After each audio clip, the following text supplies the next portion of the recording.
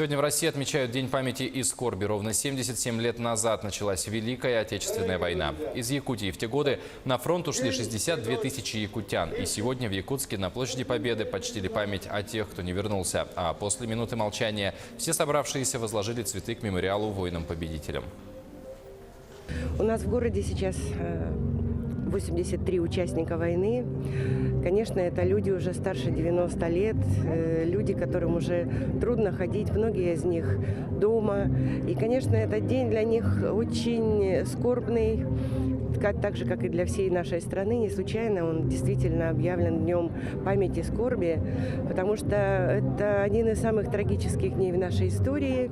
И мы должны это помнить, мы должны беречь нашу историю, беречь эту память и передавать ее через молодые поколения следующим.